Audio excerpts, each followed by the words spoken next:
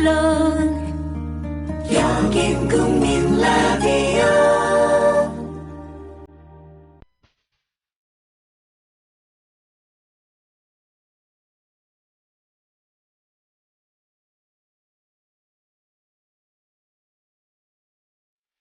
정치평론가 이강윤의 오늘.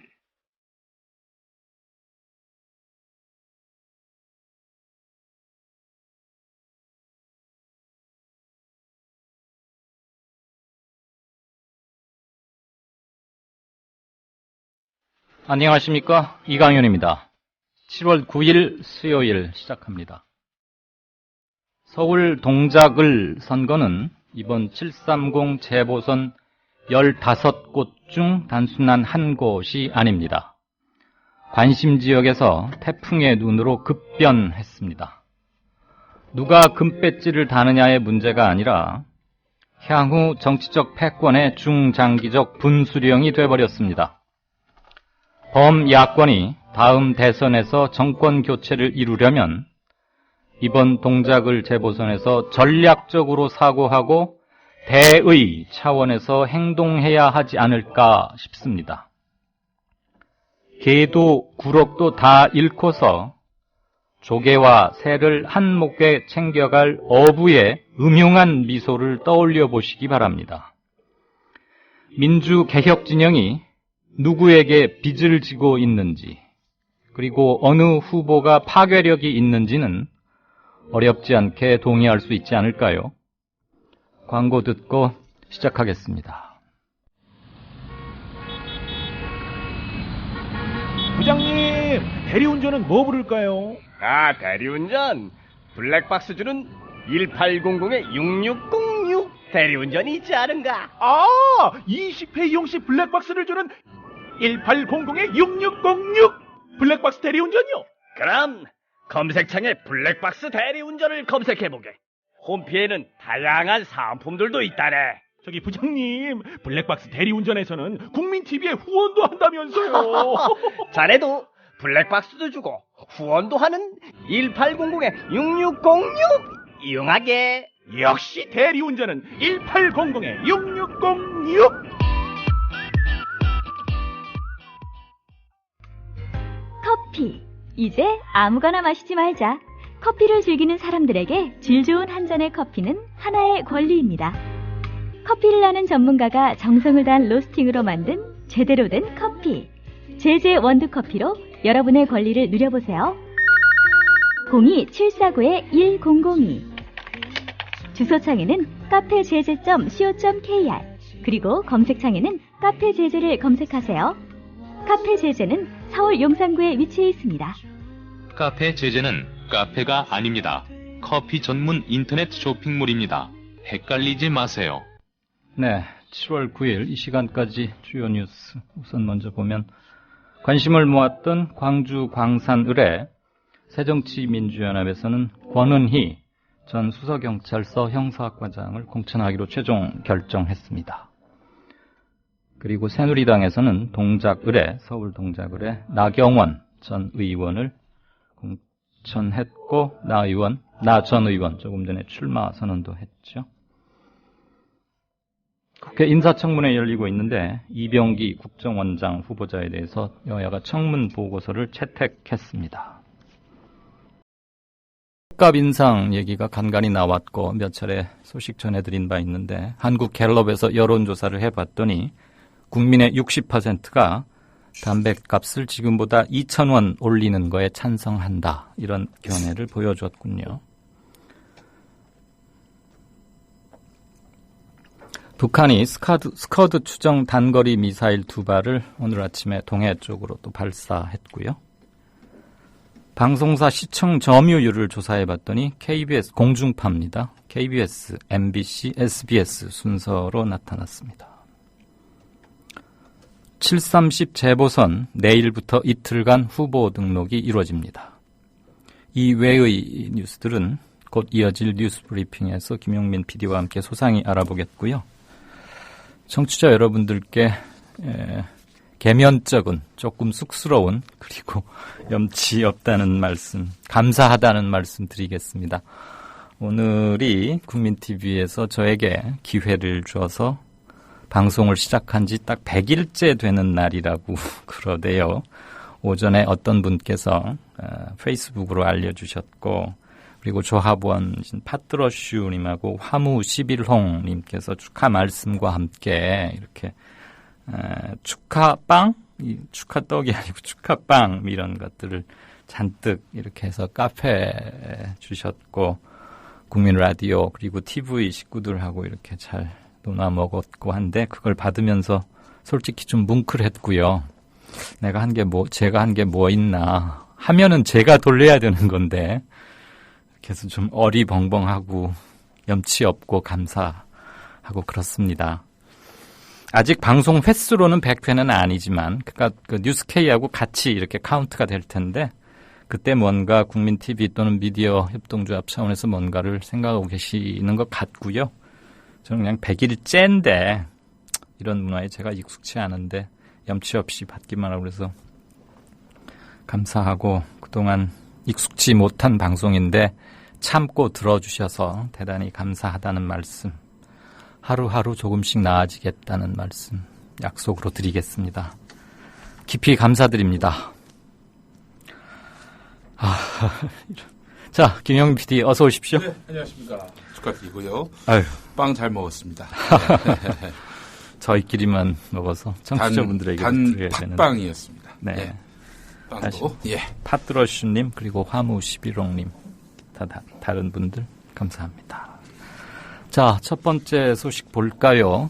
민주당 새정치민주연합 공천이 며칠간 되게 꼬여왔는데, 네. 그 출발점이자 진원지라고도 할 수 있는 곳이 사실 광주였었죠. 네. 결국 광주 정했네요. 권은희 전 과장으로요. 예, 그렇습니다. 권은희 전 수서경찰서 수사과장. 경찰에서의 최종 직함은 관악경찰서 여성청소년 과장이었죠. 네. 그러나 권은희란 이름이 세상에 알려지게 된 것은 수서경찰서 수사과장으로 있을 때였습니다. 그때 무슨 일이 있었습니까? 국정원 선거 개입, 그 단초가 됐던 김하영 오피스텔 셀프 감금녀 사건. 그 사건 이후로 또 김용판으로부터 부당한 지시가 있었다라는 그 사실을 폭로하는 과정 속에서 권은희란 이름이 세상에 알려지게 됐습니다. 자, 새정치민주연합 지도부는 오늘 오후 3시부터 비공개 최고위원회를 열어서 권은희 광주 광산을 후보 공천을 확정했습니다. 조경태 최고위원이 밝힌 거라고 하는데요. 아울러서 남경필 지사가 내리 5선을 했던 수원 8달에는 손학규 고문의 전략 공천을 확정지었습니다. 네. 새누리당이 가만히 있지 않겠죠. 조혜진 새누리당 의원이 새정치민주연합에서 권은희 과장을 광주 지역의 공천을 유력하게 검토하고 있다는 보도를 보았다. 그러니까 이제 공천 발표가 나기 전에 논평한 건데요. 네네. 만약에 그것이 현실화되면은 공직사회에 아주 잘못된 신호를 보내는 것이 아닌가 염려가 된다. 그것을 보고 공직사회에서 어떻게 생각하겠는가. 자기 조직이 어떻게 해를 입든 소영웅주의적인 심리로 조직에 위해를 가하고 문책을 당하는 것이 아니라 오히려 더 잘되고 국회의원이 될 수 있다는 신호를 주는 것이라고 비난을 했었습니다. 네. 제가 만났으면 그냥 한 대 뚫린 입이라고 그렇게 짓거리고. 예? 이에 대해서 한 누리꾼은 권은희 과장을 정치에 끌어들인 쪽은 다름 아닌 새누리당이다. 경찰의 본령인 수사를 방해하고 거기에 정치세까지 덧칠했던 그자들이 누구인가. 그래서 경찰로서 이 존립할 그런 입지를 완전히 앗아갔던 당사자가 바로 새누리당 아닌가. 권은희가 정치하고 싶어서 하는 것인가. 어쩔 수 없는 막다른 골목에 몰린 것 아닌가 하는 그런 의견입니다. 그 의견을 낸 누리꾼은 바로 접니다. 아, 그렇습니까? 예. 거기에 대해서 조혜진 의원이나 김용판 전 서울경찰청장이 뭐라고 했는지는 방송 끝나고 좀 알아보셔야 되겠네요. 예. 네. 그래야 될 것 같습니다. 예. 소영웅주의적인 심리로 조직에 위해를 가하고 문책을 당하는 게 아니라 오히려 국회의원이 될 수 있는 신호를 주는 것이다. 네. 같은 야당에게 그 이로운 행동을 하면은 현직에 있을 땐 욕을 먹겠지만 훗날 결국 그 야당에서 끌어가지 않겠는가. 이 말을 적용할 수 있는 사람은 바로 박승춘 국가보훈처장 아닙니까? 그렇습니다. 같은 사안을 두고 이렇게도 볼 수 있는 것이군요. 박승춘 그 국가보훈처장은 5.18 광주 민주화운동 기념식 때 불러서는 안 된다 이랬고요. 네. 온갖 형태로 그 민주당을 비롯한 그런 야당의 이런 공세를 그야말로 비웃듯이 짓밟았습니다. 네. 뭐 이를테면은 뉴라이트 교육 또 대선 개입 이런 것이 온당한 보훈 사업이다. 이런 식으로 주장을 했었죠. 대선 때도 관여를 했죠. 대선 지난 개입했죠. 2년 때도. 네. 선거 국면에서 이 이른바 보훈교육이란 미명 아래 네. 안보교육, 재향 군인 교육 뭐 이런 것들 하면서. 그렇습니다. 네. 그러면서 이제 야당에게 종북 색깔을 더 씌웠던 그런 당사자가 바로 박승춘 씨입니다. 네, 뉴스 브리핑을 하는 김용민 PD의 어조, 톤이 높아지고 웅변조로 되어가는 것으로 봐서 예. 지금 전국의 온도를 측정할 수 있는데 예. 거의 지금 비등점에 가까워가고 있다. 예. 저는 지금 그렇게 느껴집니다. 조혜진 씨는 권은희 욕하기 전에 박승춘부터 한번 짚어보기 바랍니다. 박승춘은 이명박 정권 때 국가보훈처장에 임명돼서 정권을 가로질러서 지금도 그 현직을 유지하고 있습니다. 그랬죠. 도대체 소영웅주의로 해서 조직에 위해를 가하고 그렇게 해서 하여간 어느 정파의 편에 서서 그 정파에 이익을 주면 잘 될 것이다. 이거는 공직을 이용해서 본인의 정치적 야욕을 만들어가는 과정 아니겠습니까? 이게 어떻게 권은희 과장한테 붙일 수 있는 말이죠? 조금 흥분은 가라앉히시고 예. 아직 갈 길이 머니까. 예. 박승춘 보훈처장은 그 광주에 숭고한 영령들 위로하는 님을 위한 행진곡. 예. 그거 가지고도 계속 트집 잡고 여야 국회 여야가 같이 낸 촉구 결의안 그것도 예. 그냥 깔아 뭉개버리는 예. 그런 거죠. 저 임을 위한 행진곡이라는 표현을 아까 빠뜨렸던 것 같습니다. 그 얘기가 그겁니다. 5.18 광주 민주화운동 기념식 때 임을 위한 행진곡 이거 불러야 할 근거가 없다면서 국론 분열의 우려가 있다 그러면서 지금 국론을 누가 아니 정의와 국회의장마저도 5.18 때 임을 위한 행진곡을 불러야 된다라고 주장했던 그런 사람 아닙니까? 무슨 국론 분열이에요? 지 혼자 반대해놓고는. 네, 오늘 스페셜 인터뷰 김용민 PD 편으로 바꿔야 될 것 같습니다. 예. 그러니까 새누리당의 이런 권은희 과장에 대한 공세는 제가 봤을 때는 뭐 전혀 논리적 근거가 없고요. 사실은 신경민 새정치민주연합 최고위원의 경우도 그러합니다. 네. 이 양반이 그 MBC 뉴스데스크 앵커하다가 네. 바른말 한다고 해가지고 결국 쫓겨나고요. 그렇게 해서 논설위원이 됐는데 무슨 논설위원한테 논설을 맡기질 않아요. 그랬죠. 그 한 2년 동안에 아무 말도 못하고 MBC에 있다가 그냥 퇴직했습니다. 네. 이 양반으로서도 퇴로가 막히니 결국 정치로 간 거 아닙니까? 빌미를 다 주고 있는 거죠. 아니 그러니까 새누리당하고 김재철의 MBC가 신경민을 정치권으로 보낸 거예요. 말하자면 권은희 과장의 정계 진출도 실은 새누리당의 어떤 그런 강력한 이 토끼몰이식 그런 코너 몰기가 아니었으면 불가능한 일이 아니었을까 이렇게 생각을 해봅니다. 김 PD 지금 천정배 전 법무장관이 문 밖에서 기다리고 있어요. 네, 그래요? 광주 광산을의 권은희 과장 공천했으니까. 네. 근데 지금 천정배 전 법무장관 거기 전략 공천하면 안 된다. 네. 경선하자. 계속 그래왔잖아요. 예. 그러면 이분 탈당하고 무소속으로 나가서 권은희 전 수사과장하고 한번 일합을 겨루겠다는 겁니까? 무소속 출마 가능성을 강력하게 시사했고 그랬던 그 천정매 전 법무부 장관 아닙니까? 네. 권은희 과장 공천 소식에 출마를 포기했습니다. 네. 아쉽지만은 무소속 출마는 안 하기로 했다. 권은희 과장의 공천을 축하하고 지난 국정원 대선 개입 사건 때 보여줬던 활약을 보여주기 바란다. 이런 네. 입장을 정리했습니다. 뭐 참여정부 때 법무장관도 지내고 사선 의원의 정치 고문급의 중량감 있는 정치인이면 네. 이 국면에서 당과 야권 전체의 대의를 생각해서 네. 이렇게 하는 게 현명한 것 같죠. 그렇습니다. 자, 그리고 뭐 서울 동작을 아까 제가 모두에서도 잠깐 말씀드렸습니다마는 나경원 전 새누리당 의원 피부과 절치부심 이후에 여기 도전하겠다고요? 선당 후사라는 말을 썼네요. 선당 후사의 자세로 열심히 하겠다라면서 출마를 공식 선언했습니다. 자신보다도 당을 앞서서 생각한다. 그런 의미의 선당후사 아니겠습니까? 중구의 털을 잡았던 나경원 전 의원인데 이 시간 이후로 동작구에서 지역 주민의 이야기를 열심히 듣도록 하겠다. 이렇게 말을 했다고 하는데 나경원 설득에 나섰던 이완구 비대위원장 입이 다물어지지 않은 모습이었습니다. 이런 말까지 했습니다. 그동안 이 말은 이제 이완구 비대위원장이 한 말이 아니라 김재원 원내수석 부대표가 한 말이군요. 그동안 제가 나경원 의원님께 동작에 꼭 와달라 전화했더니 한 번은 꽁 대신 닭이냐라고 화내시던데 꽁 대신 학이다. 당에 와주셔서 기쁘다 이렇게 지켜세웠는데요. 꽁 대신 닭이 아니라 꽁 대신 학이라면 닭은 누구일까요? 누굽니까? 그건 여러분의 상상에 맡기겠습니다. 그러니까 요즘에 닭 얘기하면은 상당히 불온한 사람으로 동작을의 전세 집값이 많이 오르겠네요. 지금 여러분들이 여기에다 주소지하고 저 집 얻어야 되는 거 아니겠어요? 글쎄 말입니다. 선거 사무실도 만들고. 이번에 공천받은 분들 중에 토박이는 노동당의 김종철 후보밖에는 대표밖에 없죠. 없습니다. 예. 다른 분들은 다 이제 외지에서 옮겨와가지고 출마를 하게 된 격인데, 저도 정치할 때 외지에서 이렇게 옮겨와서 한 사례이기 때문에 저도 입이 열개라도 할 말은 없습니다만 그거에 대해서 전 비판하는 입장은 아닙니다.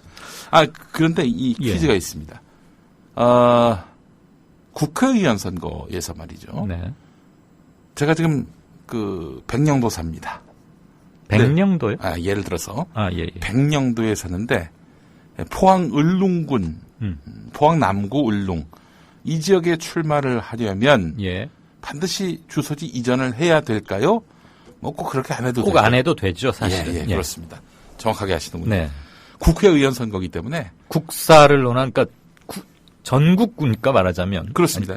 비단 지금 우리 나경원 의원, 전 의원 서울 중구의 지역구를 뒀잖아요.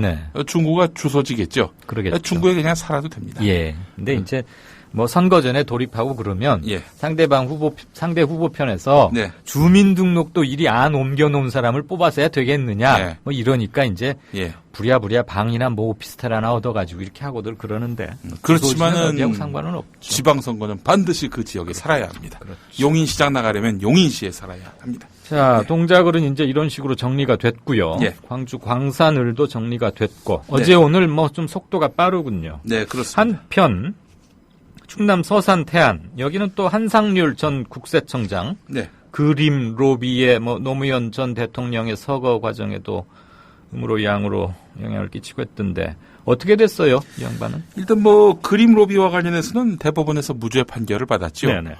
공천 결과가. 하지만 무죄 판결을 받았지만 2년 동안 도망간 이력. 이것 때문에 이 사람 안 된다. 라는 게 이제 김태흠 공천위원의 입장 아니었습니까? 일단 비대위의 추인을 받지 못해서 공천에 제동이 걸린 상태입니다. 하지만 공천을 못 받을 가능성은 낮아 보입니다. 오늘 오후에 공천위의 재심사가 지금 진행 중인데 여기서 후보로 결정될 가능성도 있다는 겁니다. 지명도 때문에 아무래도 새누리당에서 연연해 하고 있는 거군요. 근데 지명도 악명이 높은 것도 이게 지명도라고 말한다면 할 말이 없습니다. 정치판에서는 그거 다 쳐줍니다. 그래요? 악명 높아도? 그럼 다음에 제가 어디 출마를 해도 도움이 되겠군요. 우리 김 PD도 조금 아픈 경험이 있을 텐데. 오늘 국회로 한번 가볼까요? 인사청문회. 드디어 이번 문창극 이후 최대의 스포트라이트를 받았던 비리 종합백화점. 감히 이 후보자 앞에서는 웬만한 비리나 흠은 명함도 내밀기 힘든 그렇습니다. 김명수 사회부총리 겸 교육부 장관 후보자. 오늘 날도 더웠는데 땀 좀 흘렸답니까? 그렇습니다. 야당 의원들의 매서운 공세 계속 이어졌습니다. 이 야당 의원들이 말이죠. 일단 표절 논란 그 외에 여러 가지 많은 의혹들 줄기차게 제기하고 캐물었음에도 불구하고 김명수 장관 후보자 작정하고 오늘은 이 말만 해야겠다 마음먹었던 모양입니다. 그때는 그게 관행이었습니다. 일부 여러 가지 시비가 있는데 죄송하다. 뭐 이렇게 이 두 가지 컨셉으로만 밀고 가고 있는 형국입니다. 쇠고집이군요. 쇠고집. 예, 그렇습니다. 자, 이런 가운데 한겨레가 낮 2시쯤에 단독 보도를 냈습니다. 이거 매우 중요합니다. 사교육업체 아이네스쿨의 주식을 지난 10년 동안 지속적으로 사고 팔았던 사실을 숨겨왔죠. 네. 올 5월에 샀다. 그 이전에는 안 산 것처럼 이렇게 얘기했던 김명수 후보자인데 말이죠. 네.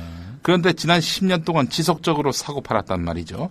자, 그런 김명수 후보자가 이 회사의 등기 임원이던 매제를 통해서 미공개 내부 정보를 이용한 불공정 주식 거래를 한 게 아니냐는 의혹이 제기된 것입니다. 예. 자, 이 내용을 좀 소상히 살펴보겠습니다.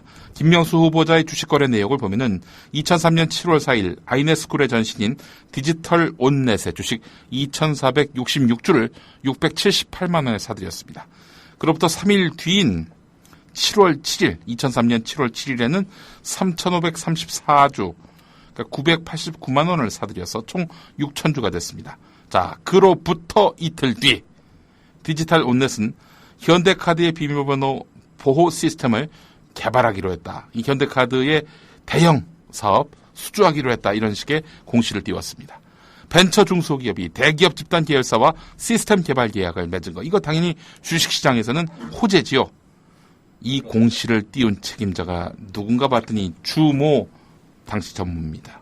근데 김명수 후보자의 매제였습니다. 네. 김명수 후보자가 매제로부터 미공개 내부 정보를 며칠 전에 입수한 다음 그렇게 해서 주식을 사들여서 어마어마한 그런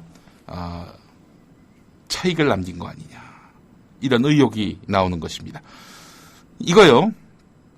자본시장과 금융투자법에 관한 법률은 불특정 다수에게 공개되기 전에 미공개 중요 정보를 내부인이 이용하거나 타인에게 이용하게 하는 것에 처벌 규정을 두면서 엄격하게 금지하고 있습니다. 네. 오늘 청문회 석상에 나와서 의원들과 함께 청문회를 할 것이 아니라 검찰청사에 불려나가서 검사 앞에서 청문을 받아야 하는 그런 처지가 더 어울려 보입니다. 김명수 후보자. 한국교원대학교 징계위원회뿐만이 아니고 네. 주식시장 교란 혐의도 받고 있으니까 형법상 처벌인데 내부자 거래는 가장 악질적인 거죠. 금융법인 이게 주가 조작 아닙니까? 한마디로? 그렇습니다.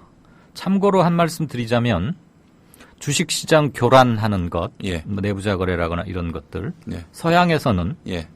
마을 공동 우물에 독을 풀었다. 네. 그 범죄 혐의로 처벌합니다. 불특정 다수에게 피해를 끼칠 수 있는 것이기 때문에 네. 예전에 왜 중세 공동체에 보면은 우물을 다 마을에서 같이 쓰지 않습니까? 거기에 누가 독을 푼 거다. 그러니까 마을 사람 누구나 해를 입을 수 있다. 예. 그래서 매우 엄한 중벌로 다스리고 있습니다. 예. 뭐 지금 김명수 후보자가 아직 이게 확실히 입증된 건 아니지만 예. 드러난 정황으로 보면 이런 혐의를 받고 있는데 예. 서양에서는 그렇다라는 예. 것을 제가 참고로 말씀을 드리고요. 예. 일단 통과 여부 이것은 조금 더 내일 좀 지켜봐야 되겠는데 계속 네, 임명을 강행을 한다면 이 정도로 대단한 저항이 있을 수밖에 없겠군요. 지금 예, 이것은 장관이 되느냐 안 되느냐의 문제가 아니고 형사처벌 대상이 아니냐 네. 그쪽으로 바뀌어야 되는 게 아닌가 싶습니다. 아니 이래놓고 무슨 국가기조를 얘기해요. 응? 어떻게 하니? 이게 수사받아야 될 사람이 다른 데도 아니고 교육부 장관입니다. 장관을 교육부. 그것도 교육부 장관을 또 온갖 사회 정의와 유관한 사회부총리 자리까지 이게 담당해야 되는 그 롤을 맡고서 어떻게 이 나라의 국가기조를 얘기할 수 있단 말입니까? 제가 지난번에도 한번 오프닝에서 말씀을 드렸는데 청와대에서는 당장 지명 철회를 하고 한국교원대학교의 인사위원회, 징계위원회의 소집을 요청해야 한다고 말씀을 드렸는데 네. 오늘 지금 한겨레 단독 보도를 보니까 그 정도까지는 안 되겠고 네. 대단히 중요한 시금석이 될 것 같습니다. 예. 방금 들어온 소식입니다. 한상률 탈락했습니다. 탈락시켰군요. 예, 최종적으로. 예. 네. 공천위원회 재심에서 탈락했습니다. 그래서 김재식 변호사를 네. 사실상 확정했다고 합니다. 김재식 변호사는 거기서 한번 출마한 경험이 있죠. 아, 그렇습니까? 예. 누군지 모르겠습니다, 저는. 예. 일단 그렇고요. 네. 김명수 교육부 장관 건은 계속 주목을 좀 해야 되겠습니다. 예. 세월호 이것도 뭐 한번 나온 얘기인데 세월호 참사 당일 전원 구조했다. 이 네. 오보의 진원지가 경찰 무전에서 비롯된 이게 아마 새정치연합의 최민희 의원이 주장했던 것 같은데 예. 그것으로 확인이 된 모양이군요. 그 구체적인 뿌리, 거의 근원, 네. 정진후 정의당 의원이 파헤쳤습니다. 네. 오늘 국조특위 전체 회의에서 밝힌 건데요. 당일 경찰 무전통신 녹취록을 보면은 고잔 파출소장이 112 상황실과의 통신에서 2학년 일반 학생은 전원 구조됐다 이렇게 말한 것이 오보의 진원지였습니다. 4월 16일 아침 10시 27분쯤 배가 한참 가라앉을 때 당시 고잔 파출소장이 안산 단원경찰서 112 상황실과 무선통신에서 2학년 1반은 전원 구조됐다고 학생이 학부모한테 전화했다고 말한 것으로 이렇게 나타났는데요. 이어서 이 같은 내용을 들은 112 상황실 근무자도 2학년 1반 전원 구조라고 반복한 것으로 드러났습니다. 그런데 이게 무슨 사람에서 사람으로 전달되는 것이 아니라 시스템에서 시스템으로 전달되는데 2학년 1반은 온데간데 없고 전원 구조 이 딱 넉 자만 유통이 되면서 이것이 결국 방송사 뉴스 속보로 이어지게 되고 한동안 대통령은 그걸 천석같이 믿고 말았던 거죠. 이게 네. 무슨 나라가 이런 나라가 다 있습니까? 2학년 일반이 빠진 것도 문제지만 예. 지금 무전 과정에서 갔던 말을 확인하지 않고 그대로 추인하고 확대 유통시켰다는 게 더 문제지 않습니까? 예. 그런 무전 보고를 받았을 때 경찰이 그것을 다시 크로스 체크라고 하죠. 교차 확인을 했어야 하는데 그 과정도 없었고, 예. 그다음에 언론사에서 그걸 입수했을 때도 그때는 뭐 속보 경쟁이고 하니까 한국 언론의 고질적 문제점을 또 한 번 우리가 확인할 수 있는 계기이기도 한데, 예. 어쨌거나 그 무전 하나가 삽시간에 통신망을 타고 퍼져버리면서 예. 전국민적 패닉의 원인이 됐다. 예. 이렇게 정리가 되는 거군요. 예, 그렇습니다. 네, 다시 생각해도 어처구니가 없고 그런데 과연 지금 이런 일이 설령 일어났다고 해도 예. 이것이 확실히 방지될 수 있는 시스템을 우리가 갖추고 있는지 그런 건 다시 재문을 해봐야 될 것 같습니다. 예. 나머지 단신들 몇 개 좀 짚어볼까요? 예. 네, 우선 첫 번째요. 허세 남편이 혼인 파탄의 책임을 지고 위자료를 물게 됐다는 소식 흥미롭습니다. 서울 가정법원 가사 4부가요. 한 부부 아내가 남편을 상대로 낸 위자료 청구 소송에서 아내에게 6천만 원을 지급하라는 원고 일부 승소 판결을 내렸습니다. 사연은 이렇습니다. 이 남편은 중소기업 오너의 딸인 여성과 결혼하면서 결국 나중에 그 장인한테서 경영권을 물려받을 속셈을 갖고 있었습니다. 네. 그러면서 이 남편이 자기 아버지가 고위공직자를 지냈다면서 영향력과 재력을 과시했습니다. 이거 아무래도 좀 허풍이 있어 보입니다, 이게. 예. 네. 이 남성은 상견례 자리에서 이 여성에게 예물 예단으로 8천만 원 상당의 벤츠 승용차, 현금 7천만 원, 유명 브랜드 시계를 요구했습니다. 그러면서 결혼식에 초대할 너의 친구들, 부모, 직업을 조사해서 5명만 최종 선발하겠다. 이런 메일을 보냈습니다. 뭐 이런 놈이 다 있나 생각이 드시겠지만 하여간 이 우여곡절 끝에 식이 치러졌습니다. 자, 그런데 남편은 혼인신고를 차일피일 미뤘습니다. 이 남편은 아내와 말다툼을 벌이다가 이 아내를 방에 가둔 다음 안경을 벗기고 머리와 등을 난타하기도 했다고 합니다. 얼굴이 심하게 붓고 멍이던 아내는 그러고도 참으면서 시댁에서 이 남자와 살았습니다. 이 남자는 예단으로 약속한 벤츠 승용차를 빨리 사주지 않는다면서 너희 집 20평 집으로 나앉든지 해서라도 차를 빨리 해결하라 이렇게 포근하는가 하며 자신의 여자 관계를 의심하는 아내에게 욕설을 했습니다. 더 이상 참지 못한 이 여성은 신혼생활 100여일 만에 시댁을 나와 소송을 냈는데요. 혼인신고를 하지 않은 만큼 이 여성은 남성에게 사실혼 관계 파탄에 따른 법적 책임을 물었고 법원은 결국 이 여성의 손을 들어줬습니다. 남편을 그래서 많이 호되게 혼내주기로 했습니까, 법원이? 6천만 원이면은 예. 근데 무슨 뭐라 그러죠? 사랑과 전쟁인가? 네. 뭐 그런 드라마, 사실 드라마인가 그런 거 있지 않습니까? 예. 그런 거 보는 것 같네요. 근데 이제 고위공직자 아들 맞을까요? 그리고 5명만 최종 선발하겠다는 게 무슨 입사시험도 아니고 말이죠. 예. 이런 혼담이 오간다는, 그리고 또 여기에 응했다는 것도 잘 이해가 안 갑니다. 예, 글쎄 말입니다. 뭐 여성분이 많이 착했던 거 아닌가? 뭐 그런 생각도 해보고요. 어쨌거나 예. 대단히 쇼킹한 네. 살면 뉴스였습니다. 예. 뭐 뉴스케이 잠깐 홍보하자면 오늘부터는 황준호 팀장이 네. 3일 동안 진행을 합니다. 네. 예. 잠시 후에 황준호 팀장 한번 연결해서 예.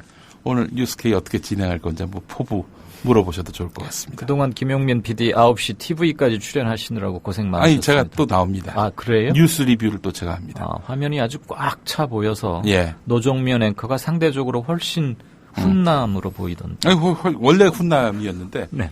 더욱 훈남으로 보이게 된 것 같습니다. 자. 그래서 이제 우리 노종면 앵커의 얼굴이 항상 환한 모습입니다. 예. 태풍 너구리 알아봅시다. 지금 제주도가 영향을 받고 있습니다. 제주 재난재해대책 상황실은요. 오늘 낮 3시 이 제주에서 목포, 제주에서 부산 간 여객선 운항이 전면 중단되고 제주를 잇는 항공편 가운데 국제선 6편과 국내선 12편 등 모두 18편이 결항됐다고 밝혔습니다. 오늘 새벽 5시 50분쯤 제주도 서귀포시 강정동 일원 2천여 가구에 정전 사고가 발생하는 등 모두 5곳에서 13,000여 가구 주민이 정전 피해를 입었습니다. 서귀포시 하원동에 가로수로 심어진 야자수 나무가 강한 바람을 견디지 못해서 뿌리채 뽑히는 이런 초유의 사태도 있었습니다. 한라산 국립공원의 입산이 통제되고 제주도 내에 해수욕장 입욕도 전면 통제됐습니다. 7월이 됐으니까 해수욕 시즌이 돌아오긴 했는데 말이죠. 네.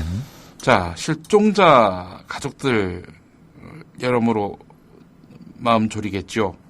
세월호 실종자 가족들 네. 말입니다. 전남 진도 실내 체육관과 팽목항에 설치된 천막과 텐트 대부분은 태풍 피해를 우려해서 철거됐고요. 실종자 가족들이 머무르는 조립식 주택은 이동이 어려워서 고박을 강화했다고 하는군요. 범정부 사고대책본부는 시신 유실을 우려해서 선체 창문과 입구 등에 자석 차단봉과 그물망을 설치했습니다. 내일 새벽 0시, 그러니까 오늘 밤 12시 제주도에 직접적인 영향이 가해질 것으로 보입니다. 네. 오늘 밤부터 내일 아침이 고비가 되겠군요. 네, 그렇습니다. 고박이란 말, 세월호 사태 이후로 우리가 네. 익숙해진 단어죠. 예. 단단히 뭘 동염해서 묶는다 네. 이런 건데 조립식 주택도 고박 고박. 하는 거군요. 네. 오랜만에 축구 얘기를 골라오셨어요? 예. 외국에서 무슨 국제 경기 벌어지면요. 네. 사람 이름 또 지역명 또 장소명 네. 이게 참 이게 읽기가 쉽지 않습니다. 브라질 벨루오리존치의 에스타디오 미네이랑 경기장에서 열린 브라질과 독일의 월드컵 4강전. 정말 이거 보고 정말 공은 둥글구나라고 보셨습니까? 생각하시는 분들이 많을 겁니다. 아니 누군가 5대0이라고 얘기해가지고 네. 아니 5대0 누가 5대0이야? 브라질이 5점 먼저 선취를 했나 봤더니 브라질을 상대로 한 독일이 전반 30분 되기도 전에 5골을 뽑아내가지고 예, 이거 참 브라질이 이렇게 5점을 먼저 이렇게 내주는 경우도 있었나 뭐 싶기도 하고 말이죠. 혹시 펠레가 브라질이 이길 거라고 얘기한 건가 싶기도 하고 말이죠. 예. 그래서 이제 5대0으로 진 가운데 전반이 끝났고요. 이제 후반에 그래서 선수 몇 명을 집어넣었는데, 여기서 도리어 독일이 2점을 더 냈고요. 브라질이 1점 따라가서 7대1로 경기가 끝났습니다. 이 야구에서는 이쯤 되면은 콜드게임이라 할 수 있을 텐데 말이죠. 그래서 지금, 브라질을 대파하고 전차군단 독일이 결승에 선착했습니다. 보셨습니까? 축구 경기를? 전혀 안 봤습니다. 근데 한국전도 안 봤습니다. 마치 보신 것처럼 이렇게 자세히 전합니까? 이게 바로 이제 고수 연륜 고수 평론가의 안 보고도 본 척. 예. 저는 오늘 클로징 멘트로 예. 이 관련을 준비했습니다. 아, 그렇습니까? 네. 기대해 보겠습니다. 오늘 여기까지입니다. 뭐 그 뒤로도 경기 상보를 자세히 적어왔는데 외국 사람 이름이 많이 나오고 하니까 지금 발음에 자신이 없어서 네, 그렇습니다. 서둘러 종결 지은 거죠. 이게 바로 지혜로운 처신이다. 우리 청취자분들께서 이해하시리라고 믿고요. 아니, 브라질하고 뭐 독일만 알면 되지. 나머지. 아니, 뭐 스포츠 방송도 아니고 말이죠. 네. 예. 축구 소식이 궁금하신 분은 브라질 축구 선수 중에 펠레만 알면 됩니다. 뭐 그렇게 살아도 그것만 알아도 뭐 사는데 전혀 불편함도 없고요. 네, 오늘이 뉴스 브리핑 마지막이라고 김용민 PD가 약간 군기가 좀 빠진 게 아닌가 싶습니다. 지난 3일간 대단히 고마웠습니다. 예, 고맙습니다. 감사합니다. 명품 브리핑 김용민 PD였습니다. 여보, 국민TV 조합비 이제 낼 때가 됐다고 하는구만요. 오, 그려. 그 국민TV도 개국하고, 그 뉴스케이도 하던지. 달달이 11,000원 내는 거 맞죠? 11,000원만 내지 말고 좀 더 혀. 이 새싹에 돋아날 때는 물을 충분히 줘야 하는겨. 아이, 근데 인터넷으로 하려니까 보통 어려워서 뭔. 공정 언론을 꿈꾸는 미디어 협동조합 조합원이 해야 할 일. 조합비 납입입니다. 매달 고정 납입 어려우신가요?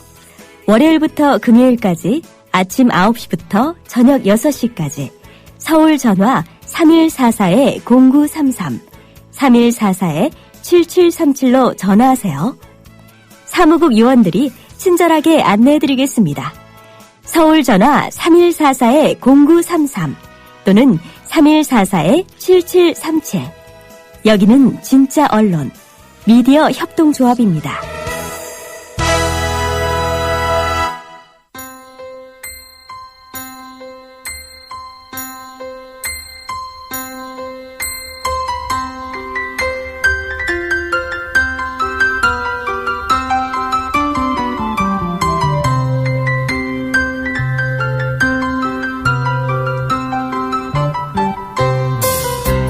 국민라디오 이강윤의 오늘 날씨 이야기입니다. 태풍의 간접적인 영향을 받고 있는 서울 등 내륙에는 폭염 속에 곳곳에 비가 내리고 있습니다. 태풍으로부터 뜨거운 공기가 유입되면서 폭염 현상이 나타났고 국지적인 비도 쏟아지고 있습니다.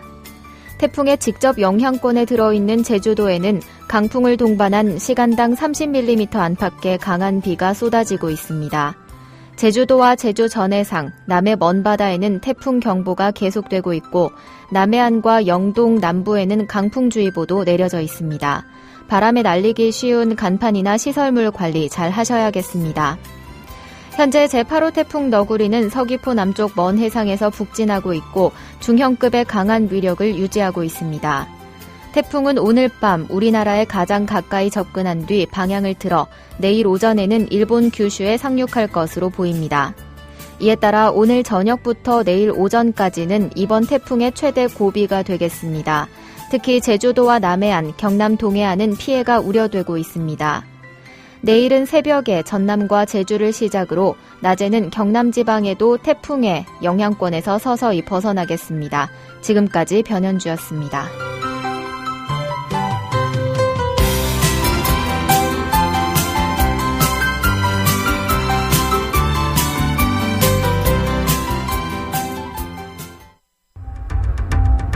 시청자 여러분 안녕하십니까. 미디어 협동조합 국민TV가 만우절인 4월 1일 오늘 거짓말처럼 30명도 채 안 되는 취재 제작 인력으로 거짓말처럼 매일 1시간짜리 생방송 뉴스를 만드는 TV방송을 시작합니다. 서울중앙지방검찰청에 중계카메라 나가 있습니다. 박보아 PD. 국민TV 뉴스 유지연입니다. 국민TV 뉴스 김희주입니다. 국민TV 뉴스 김진입니다. 국민TV의 첫 TV 프로그램은 밤 9시 당신의 진실한 메신저 뉴스K가 있습니다. 뉴스K, 국민이 세운 미디어 협동조합이 만듭니다.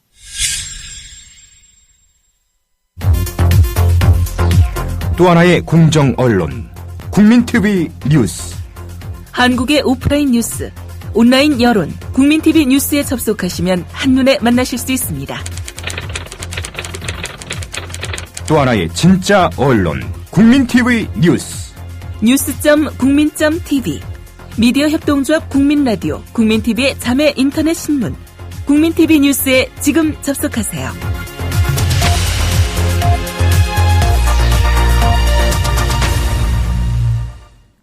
네, 황준호 팀장 안녕하십니까? 예, 안녕하십니까? 복귀를 환영합니다. 예. 잘 쉬셨나요? 예. 좀 짧았죠? 좀 짧았습니다. 네. 그래도 반갑습니다, 저는. 예. 오늘도 뉴스가 쏠쏠한데요. 예. 잠깐만, 아직까지는 단충 방송 중인 거죠, 이번 주까지는? 그렇습니다. 이번 주 수목금 3일 동안 제가 진행을 하면서 네. 하게 돼서 일단 어제 했던 국회 소식하고 네. 또 김용민 PD가 진행하는 뉴스 리뷰 뭐 이런 식으로 네. 단축해서 할 생각입니다. 앵커석에 앉으시는 겁니까? 예. 축하드립니다. 꼭 봐야겠군요. 예. 오늘 톱 뉴스는 뭔가요? 일단 김명수 교육부 장관 후보자 네. 오늘 저희 현장에서 촬영하는 촬영 PD한테서 짤막한 문자가 하나 왔는데 네. 우리가 생각했던 상상한 것 이상의 사람이다 라는 표현이 있었습니다. 여지껏 나온 것보다 더 상상 이상. 예. 네. 또 아이네스쿨이라는 네네네. 그 사교육 업체에 친척이 다니고 있고 그 문제. 그래서 네. 부당 내부고를 했다는. 그래서 이게 사실은 논문 표절이나 이런 것들은 도덕성 아니면 자격 미달 이런 의미인데요. 지금 이건 범죄 행위입니다. 네.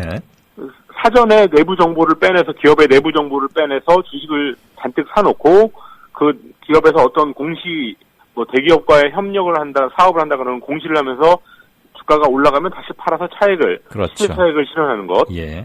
이게 한 번이 아니라 여러 번 반복되는 패턴이 있다면 이거는 범죄로서 형사처벌 대상이 됩니다. 그렇습니다. 예, 그래서 이 문제가 오늘 자세하게 나왔고 청문회장에서도 물론 나왔고 한겨레 단독 보도였죠. 예, 한겨레신문 오후 2시경에 여기에 대해서 아주 자세한 내용을 보도했기 때문에 네. 이 문제를 좀 집중적으로 다뤄볼 생각입니다. 그래서 이거는 사실 낙마의 문제를 떠나서 처벌의 문제죠. 처벌. 예, 낙마는 당연히 해야 되는 거고 법적인 형사처벌을 받아야 될 사항이라서 이 문제를 좀 자세히 전해드릴 예정이고 그 다음에 논문 표절 문제에 대해서는 새누리당 의원들도 오늘 당신 이거 논문 표절이 맞다라고 얘기할 정도로 네. 너무나 명백해서 그동안 나왔던 논문 표절 문제들은 주로 과거에 다른 장관 후보자들의 논문 표절 문제 같은 경우는 보통 대개 언론사의 제보로 이루어집니다. 예. 어떤 논문을 봐라 이거 좀 이상하다 이런 식으로 누군가가 제보를 해서 하는데요. 이 김명수 후보자 같은 경우는 모든 논문을 그냥 열어보기만 해서 다 그랬다는 겁니다. 그래서 만약에 이 박사학위 논문을 이 김명수 후보자의 박사학위 논문을 본인이 썼다고 전제한다면 네. 그 뒤에 나오는 모든 이 사람의 이름을 쓴 논문은 거의가 다 표절이다. 예. 그래서 제보가 필요 없이 쓰시면 나오는 그랬다고 저희가 어느 언론사 취재 과정을 오늘 낮에 들었는데 네. 사실이 그렇습니다. 그동안 건드리기만 하면 나오고 그냥 책꽂이에서 그냥 그 사람의 논문을 빼기만 해도 표절이라는 게 지금 입증될 수 있는 그런 상황이니까 새누리당 의원들도 그렇게 인정할 수밖에 없는 그런 상황이었던 것 같습니다. 저희가 지금 뉴스를 전하고는 있습니다만 너무 수치스럽습니다. 그렇습니다. 네. 이게 지금 아이튠스나 이렇게 저장이 돼서 파일이 저장이 돼서 지구스 어디에서나 들을 수 있잖아요. 예. 나가 계시는 교민들 이들을 통해서 외국 사람에게 전해질 수도 있고 하는 건데 우리가 무슨 부족 국가도 아니고 말이죠. 예. OECD 국가의 경제 순위 세계 10위권을 다툰다는 나라의 중요한 자리, 부총리, 장관, 미니스터 후보자가 이런 구설에 오르고 있다는 것만으로도 예. 해외 토픽을 넘어서서 누워서 침 뱉는 건데 이렇게 오랫동안 여러 날 이런 얘기를 해야 한다는 것 자체가 참 서글퍼지네요. 그렇습니다. 과거에 김병준 부총리 후보자나 또 송자 후보자 이런 분들은 네. 물론 한 건도 그런 게 있어서는 안 되지만 여러 건 중에 한 몇 건 이런 식이었는데 네네. 이거는 여러 건 중에 몇 건만 본인이 쓴 것 같다는 그것도 의심스러운 그런 상황인 것 같습니다. 예. 그리고 또 한 가지 이제 교육부 장관 후보자가 5.16 쿠데타에 대해서도 제대로 오늘 드디어 입장을 밝혔는데 역시 불가피한 선택이었다 이런 말을 하는 걸 보면은 이거는 제가 보기에 앞서 말씀드린 두 건 그 교육 사기업에 대한 문제하고 논문 표절의 문제 그 다음의 문제인 것 같지만 그렇지만 그 다음에 세 번째 중요도가 있다라고 하기가 어려운 게 교과서에 나와 있는 걸 부정하는 그렇죠. 교육부 장관 후보자는 이거는 첫 번째 문제가 더 앞서는 문제가 아닐까 이런 생각이 있어서 저희가 오늘 현장에서 취재를 했는데요. 그 영상 취재를 했는데 그 의원들 간의 공방 과정에서 이 사람이 조금씩 말을 바꾸고 하는 그 과정을 굉장히 박진감 넘치게 구성을 해서 실제로 현장에서도 박진감이 넘쳤고 그거를 조금 더 저희가 빠른 호흡으로 구성을 해서 보여드릴 생각입니다. 편집하는데 애를 좀 먹으시겠군요. 예, 좀 애를 먹고 있습니다 지금. 어쨌거나 청와대에서 왜 김명수 교수를 그 무리를 무릅쓰고도 골랐고 계속 버텨왔는지 또 알 것도 같네요. 5.16에 대해서 이렇게. 이 사람은 거의 확신범 같습니다. 예. 네. 그리고 오늘 권은희 전 수서경찰서 수사과장 공천 문제, 공천 파동, 그건 파동이 아니죠. 공천. 결정. 네. 그리고 계속 이어지는 새정치민주연합의 공천 파동 문제, 이런 것들도 좀 다시 종합적으로 말씀드리고, 오늘, 내일 후보 등록 시작이기 때문에 최종적으로 발표가 계속 나오고 있습니다. 또 충북 충주 같은 경우에도 지금 오락가락 원래 결정했던 데서 다시 원복해서 경선을 하게 되고, 그런 과정에서 새정치민주연합에 과연 지도부란 건 있는가, 라는 대단히 공천 과정이 원래 시끄럽긴 합니다만 시끄럽기만 했던 게 아니고 원칙이 없이 오락가락 갈짓자여서 실망스럽다는 것이죠. 지금 야권을 그렇습니다. 바라보는 대다수 시민들의 생각은. 네. 그래서 질 수 없는 선거에서 또다시 지게 되는 그런 코스로 들어가지 않나 이런 말들이 많이 나오는 것 같은데 그 점에서 오늘 내일 후보 등록이니까 오늘 좀 종합적으로 그걸 짚어드릴 예정입니다. 네. 이런 내용들 가지고. 네. 약 3시간 후에 텔레비전으로 보겠습니다. 9시 뵙겠습니다. 고맙습니다. 예. 지금까지 뉴스K의 황준호 팀장이었고요. 6시 16분이 17분이 됐군요. 게시판을 잠깐 보고 다음으로 넘어가겠습니다. 윙스님께서 5시 26분에 그러니까 프로가 시작되기 전에 아예 작정하고 긴 글을 올려주셨는데요. 조금 내용은 있지만 압축해서 최대한 덜 훼손하면서 메시지를 전하겠습니다. 100일을 축하드립니다. 감사합니다. 청취자에게 마이크를 빌려드립니다. 라는 거 시작하겠다고 말씀을 올렸었는데 청취자 마이크를 이 글로 대신하겠다 이러시면서 아베 신조 일본 총리의 집단적 자위권 행사 확대에 대한 견해를 기술해 주셨습니다. 기본적으로 일본은 탈출구가 필요하고 대륙 진출을 항상 노릴 수밖에 없는 역사적 지정학적 위치에 있었다. 아베의 이번 조치 또한 그런 연장선상인 것이다. 한국 정신 차려야 한다. 문창극 총리 후보처럼 일본은 잠재적 적이 아니다라고 하면서 노무현 대통령을 신랄하게 비판했는데 북한군이 노크 귀순을 해도 귀순배를 손상시키고 가도 무능한 우리 지금 군 이런 꼬집으면서 말이죠. 그리고 연속되는 총리부터 장관 후보자들 그 인사 실패 그런가 하면 대통령은 국내 사정 내치의 엉망진창과는 무관하게 외국에 나가서 패션쇼에 가까운 정상 순방 이런 것들을 하고 있다.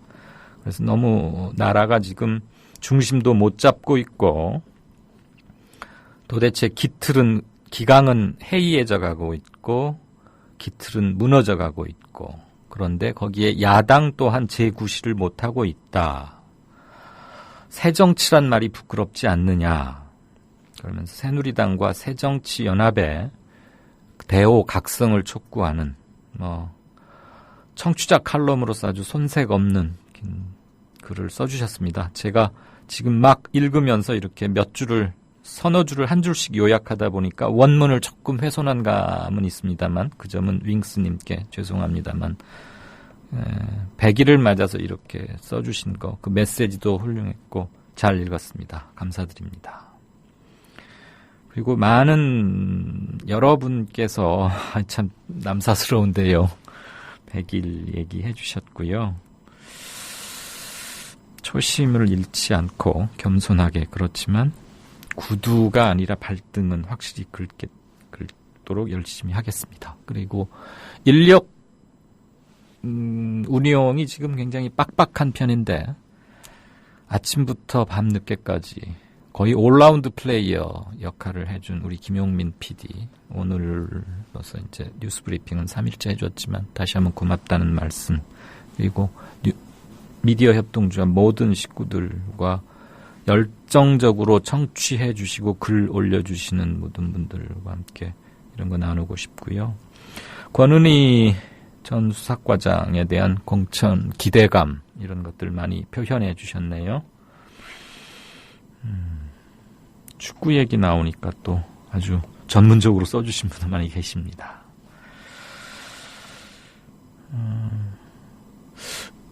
NULL 님께서는 김명수 청문회 오늘 꿀잼이었음.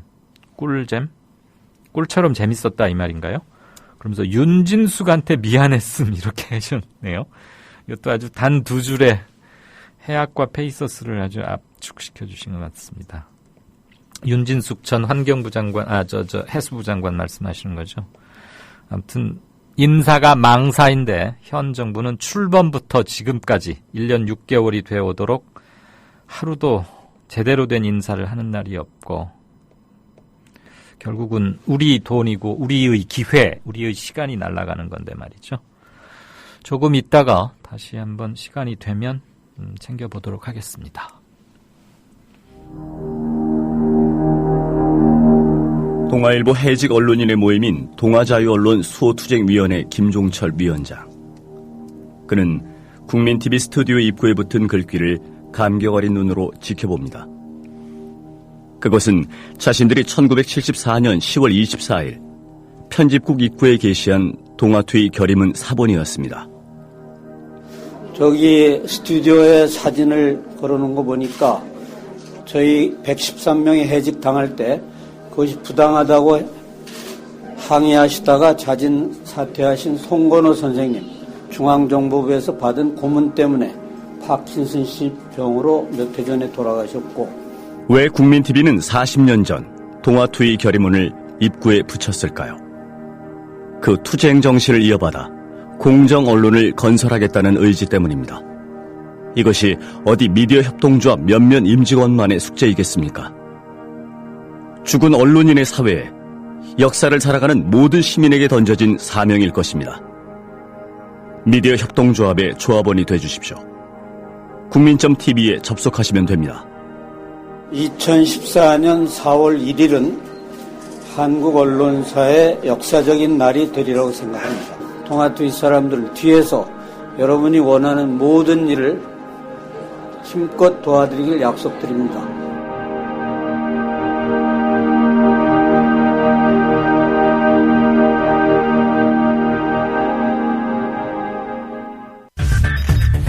이강인의 오늘, 이제는 정가 산책으로 함께합니다. 정치권 동향, 생생하게 풀어드릴 분은요.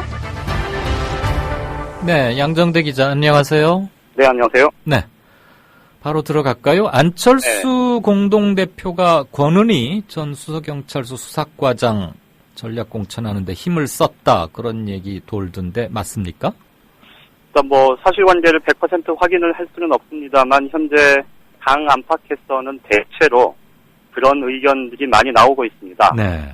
그동안에 권은희 전 서경찰서 수사과장도 그 안철수 공동대표의 정치 입문 이후에 사실 호의적인 의견들을 몇 차례 표명했었다 이런 얘기가 있고요. 네. 최근에 언론과의 인터뷰에서 안철수 공동대표를 통해서 우리 정치에 희망을 봤다 이런 얘기를 한 게 있다고 합니다. 예. 이제 그것 때문에 일단 촉발은 된 것 같고요. 지금 전체적으로 당 안팎의 상황을 보면 안철수 공동대표가 이번 730 재보궐선거 공천 과정에서 이래저래 지금 여러 가지 비판들을 받고 있는데 네. 그 비판의 와중에 가장 좀 중요하게 포인트로 잡고 있는 게 결국 어쨌든 안철수 공동대표가 좀 당 내에서 자신의 입지를 넓히는 하나의 계기로 네. 권은희 전 과장 문제를 좀 적극적으로 검토하고 네. 좀 힘을 쏟지 않았겠느냐 이런 얘기가 나오는 건데요. 사실 광주 광산을이 애초에 이제 경선 지역이 될 거다 이런 전망들이 많았었는데 서울 동작을 문제와 함께 맞물리면서 전략공천 지역으로 바뀌지 않았습니까? 네.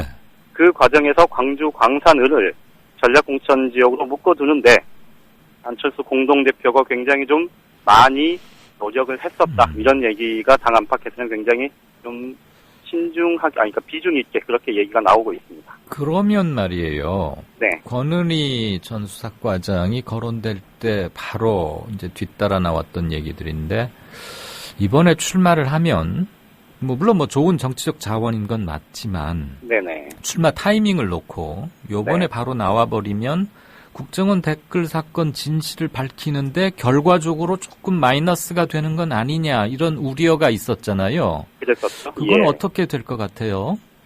일단 권은희 전 과장 본인은 이 문제를 회피한다고 해서 해결될 문제는 아니라고 생각했다. 지금 이렇게 설명을 하고 있습니다. 네. 그러니까 지금 그동안 이제 본인이 직접 이 문제에 대해서 의견을 구체적으로 밝힌 건 이제 전략공천이 확정된 이후인데요. 네.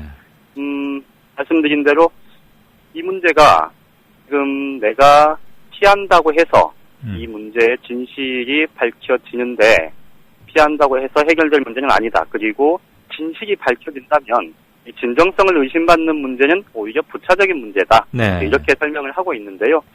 말씀하신 대로 사실 권은희 전 과장의 이름이 거명이 됐을 때부터 수사계 지금 얘기 나왔던 게 과연 진정성, 그러니까 국정원 댓글 사건과 관련해서 권은희 전 과장이 사실 양심 선언을 하는 게 국민들한테 굉장히 일파만파 영향을 많이 미쳤었고, 그랬죠. 사실은 그게 우리 사회, 공직 사회에서도 이렇게 좀 바른 소리를 할 수 있는 사람이 있구나.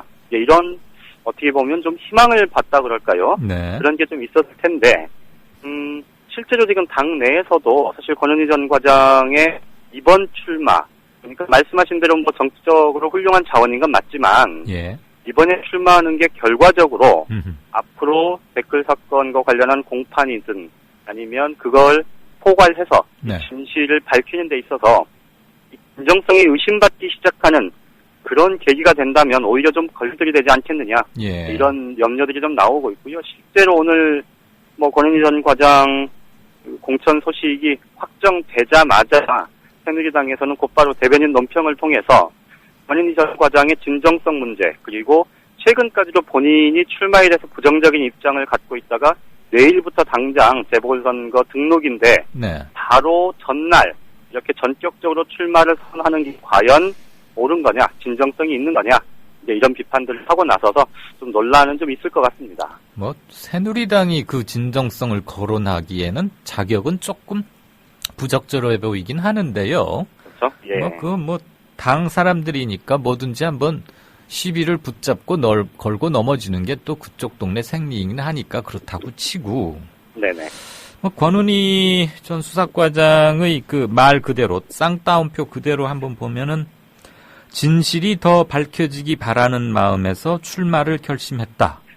아직 끝나지 않았고 해야 할 일이 좀 남았다. 이런 말을 한 걸로 전해지더라고요. 네네. 근데 지금 김용판 전 서울경찰청장에 대해서 2심에서도 무죄가 나왔어요. 그랬었죠. 예, 그게 지금 권은희 수사과장의 사표를 내게 하는데도 직접적인 동기로 하나 작용했고. 네. 어쨌거나 광주의 딸이라는 말을 들었고, 용기 있는 내부 고백이자 법정에서 거의 혼자 이렇게 싸워오다시피 하지 않았습니까? 그랬었죠? 나머지 예, 경찰들은 모두 다 입을 맞춘 듯이 일제히 권 전 과장과는 다른 진술을 해왔는데 굉장히 많은 고생을 했으리라는 것은 우리가 바로 알 수 있는 것이고, 광주 시민들은 어떤 정치적 선택과 결정을 통해서 권은희 후보에게 힘을 줄지 이런 거 한번 또 지켜보고, 의원이 되고 나면 또 많은 것이 달라지니까요. 네. 네. 지켜보는 광주 이제 천정배 전 법무부 장관이 이제 출마를 포기하면서 네. 사실은 광주 광산을에서 권은희 전 과장이 이제 공천이 확정된 만큼 네. 당선돼서 국회 들어오는 건 거의 9.9분 응선을 넘었다 이렇게 말씀드려도 무방할 것 같은데요. 그렇죠. 네. 다만 이번 재보선 전략공천, 그러니까 재보선 공천 전반과 관련해서 네. 새정치민주연합이 보이고 있는 이 난맥상 뭐랄까요? 그렇죠. 이 원칙 또 원칙이나 혹은 정치적인 그리고 지도부의 지도력, 정치적 리더십 예. 이런 부분들이 사실은 총체적으로 이게 문제점을 노정을 했고 예. 저는 개인적으로 이 권영여 전 과장의 출마, 이번 출마는 저는 굉장히 성급한 결단이었다. 결정에서 저는 그렇게 생각을 해요. 네. 그러니까 이게 어쨌든 20대 총선이라고 하면 1년 반 정도 남았는데 예. 2년이 조금 덜 남았죠. 준비하면서 차분히 네. 좀 더 이 국민과의 교감 이런 부분들에 대해서 네. 좀 더 노력하고 준비했어야 되는 것 아닐까. 이게 오히려 본인 의도와는 무관하게 네. 문제 결국 국민들한테 그렇게 크게 이 본인이 생각하는 것만큼 진실을 밝히는 데 있어서 본인의 국회 입성이 그렇게 플러스만 되기는 어려울 거다. 저는 그렇게 보이네요. 예. 예. 그렇습니다.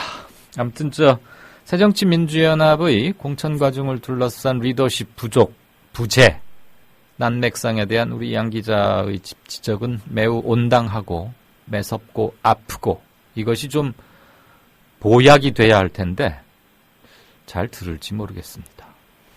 네, 오늘 말씀 고맙습니다. 예, 고맙습니다. 네, 지금까지 한국일보 양정대 기자였습니다.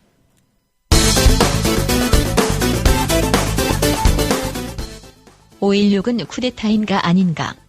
그제 이병기 국가정보원장 후보자는 명쾌하게 답했는데 5.16은 학술적으로나 뭐로 좀 쿠데타라는 건 분명합니다. 5.16으로 인해서 저희 정치 발전이 조금 늦어진 건 사실이라는 건 제가 또 보내드린 것 같습니다. 5.16이 북한의 공격으로 인해서 쿠데타가 일어난 건 아니죠. 그거야 그렇죠. 예. 그러나 어제 정종섭 전 행정부 장관 후보자는 5.16은 쿠데타입니까 아닙니까? 제가 조금 전에 말씀드린 대로 제 책에 기술되어 있는 책에 몇 페이지죠? 이 책 얘기하십니까? 이 책 몇 페이지인가요? 전 5.16을 표현할 때 늘 공통적으로 그 책뿐만 아니라 다른 저 교과서에도 그렇게 되어 있고 어느 교과서 얘기하십니까? 저 헌법 교과서에 그렇게 되어 있습니다. 어떻게 되어 있습니까? 아까 말씀하신 대로 그렇습니다. 제가 뭘 얘기를 했습니까? 그래서 제가 장관 후보자로서는 여기에서 그 말씀드리기가 적절치 않은 것 같습니다. 왜? 임명권자인 그분과 그분의 아버지 때문에? 과거 박근혜 대통령의 5.16에 대한 입장. 5.16에 대해서는 구국의 혁명으로 생각한다고 말했습니다. 북한에 우리가 그 어떤 흡수될 수도 있는 그런 그 상황이고 기하선상에 헤맸습니다. 그렇기 때문에 구국을 위한 그 혁명이었다고 그렇게 생각을 합니다. 돌아가신 아버지로서는 그 불가피하게 최선의 선택을 하신 것이 아닌가. 또 그 후에 나라 발전이라든가 오늘의 한국이 있기까지를 돌아볼 때 5.16이 그 어떤 초석을 만들었다. 오늘의 한국이 있기까지의 그런 걸 볼 때 바른 판단을 내리셨다고 생각을 합니다.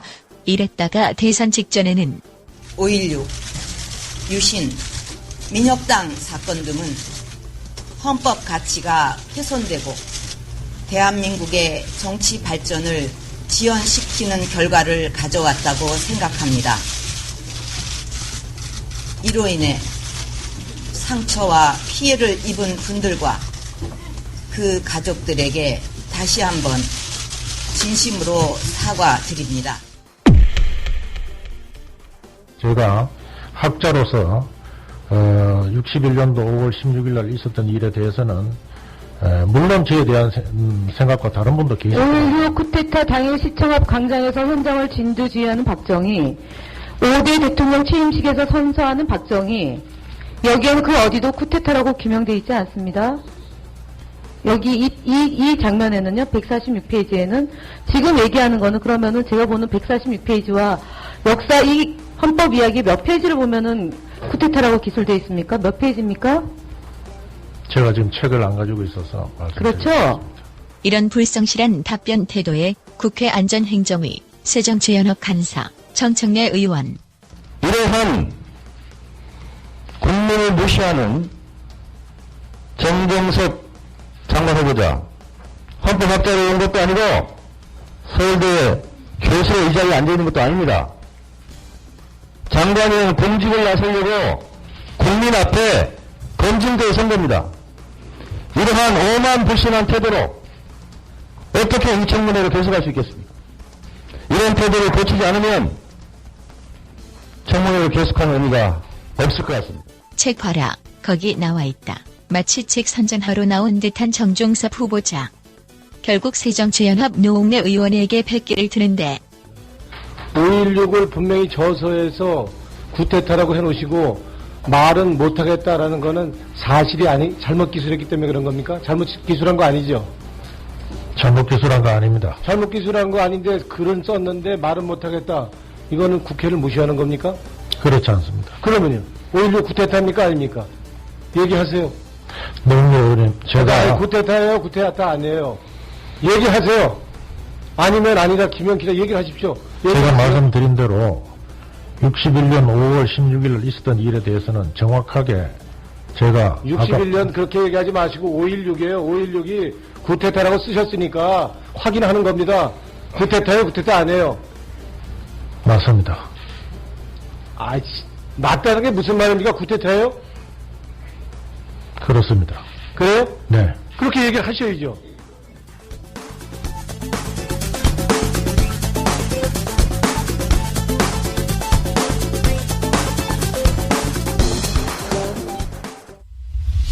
지금 여러분께서는 정치평론가 이강윤이 진행하는 이강윤의 오늘을 듣고 계십니다.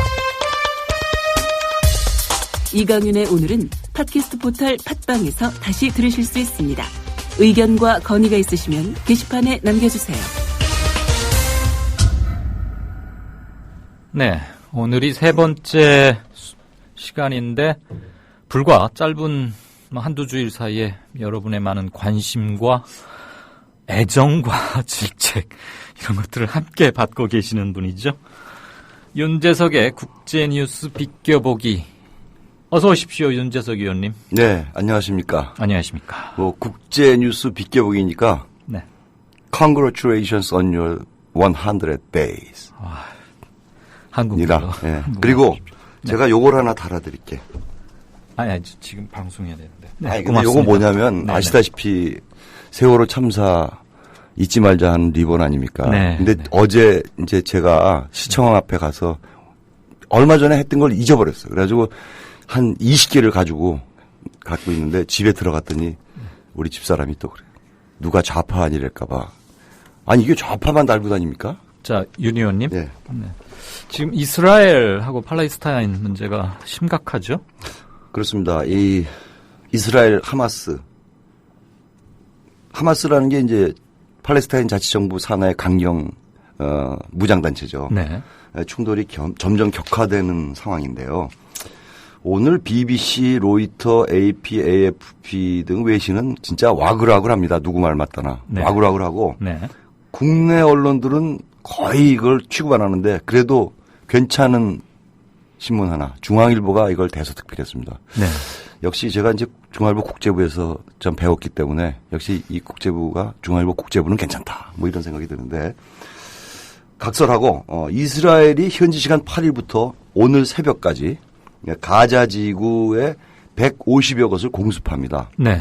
그래서 28명이 숨지고 그중에 어린이가 5명 포함되어 있고 민간인이 결국 한 12명 정도가 되는데 그리고 150명 이상이 부상했습니다. 그러니까 한 200여 명이 이제 사상자가 났는데 이 발단이 어린아이 그것도 좀 그럼 그게 이제 먼저 좀 기폭제가 됐는데 해주시죠.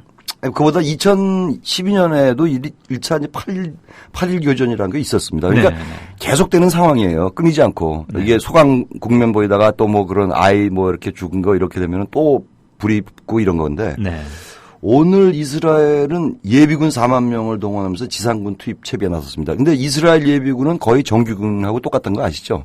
예.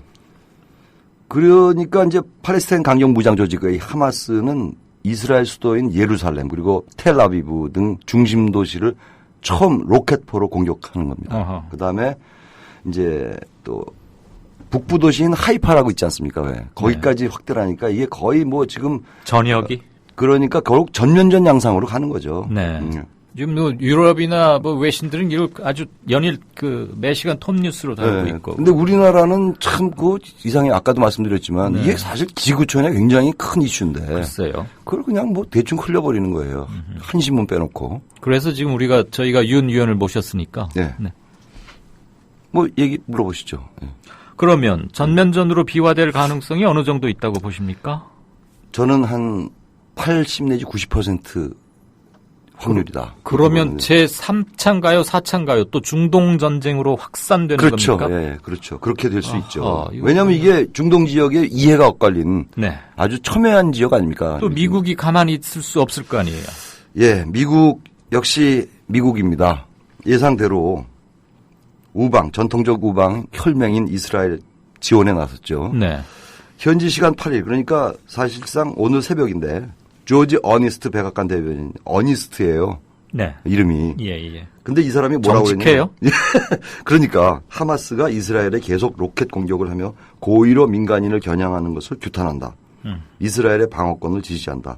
근데 숨진 사람들은 어린이 5명을 포함해서 민간인 12명이 팔레스타인 사람들이 죽은 거 아니에요. 그러게요. 그러니까 이거 어니스트 맞습니까? 어니스트하지 않잖아요. 네. 그리고 또 이렇게 얘기합니다. 최근 하마스와 통합정부를 구성한 마흐무드 아바스 팔레스타인 자치정부 수반 있지 않습니까? 예. 이 사람한테 로켓 공격 중단과 지역 안정을 위해 노력해달라 이렇게 주문하기도 합니다. 네. 참 로그 스테이트 아닙니까 이스라엘이 사실?